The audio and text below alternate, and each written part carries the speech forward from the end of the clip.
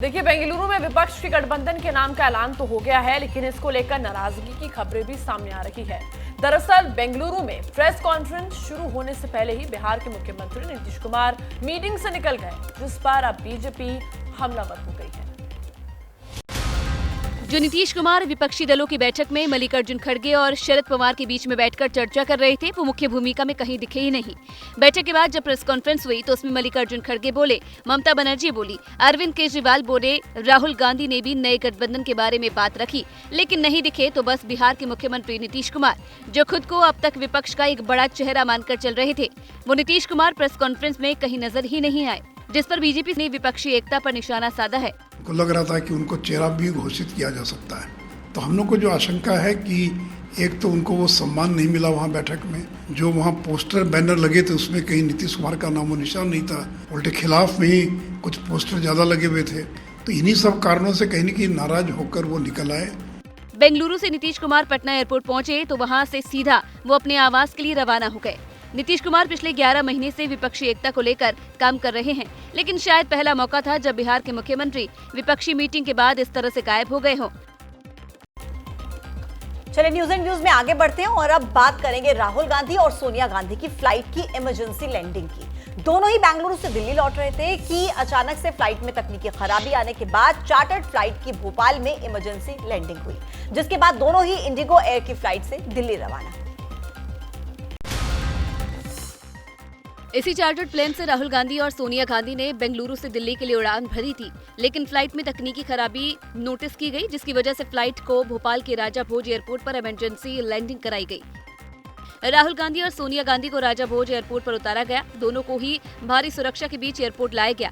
दरअसल भोपाल में मौसम खराब होने की वजह से दोनों एयरपोर्ट पर काफी देर तक इंतजार करना पड़ा।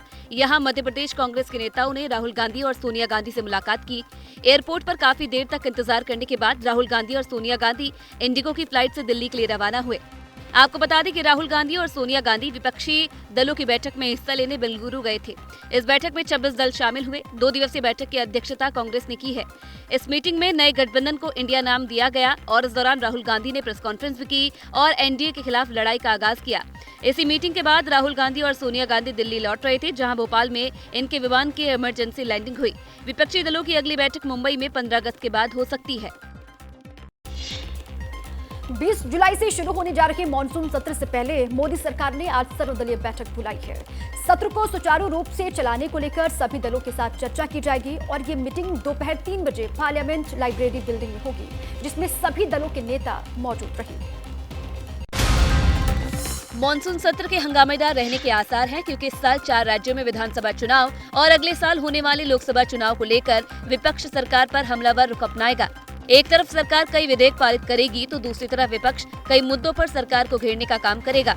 मॉनसून सत्र में दोनों सदनों की 17 बैठकें प्रस्तावित हैं। साथ ही सरकार ने 21 नए विधेयकों को पेश और पारित कर सकती है।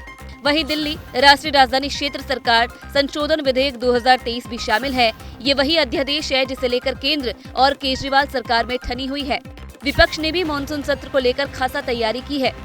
मणिपुर हिंसा, रेल सुरक्षा, संघीय ढांचे पर कथित आक्रमण, जीएसटी को पीएमएलए के दायरे में लाना, अदानी मामले और महंगाई के मुद्दे पर घेरने की रणनीति बनाई गई है।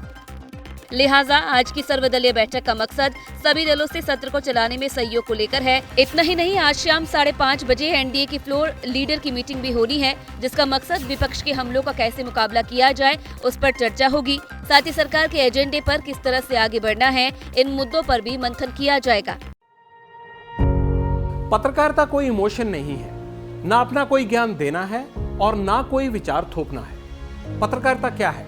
पत्रकारिता का मतलब है सही जानकारी इकट्ठा करना और तथ्य बताना। पत्रकारिता आज जितने महत्वपूर्ण दौर में है, शायद पहले नहीं थी। इस दौर से निकलने के लिए सिर्फ सच दिखाने की जरूरत है, वो सच जो आपके हित को आगे रखे। इसलिए अब रात 9 बजे प्राइम टाइम नहीं होगा, ये आपका टाइम है।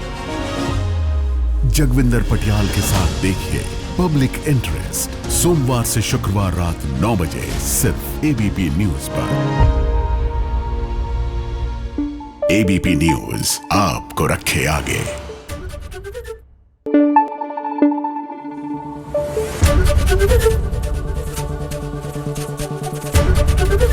एबीपी न्यूज आपको रखे आगे।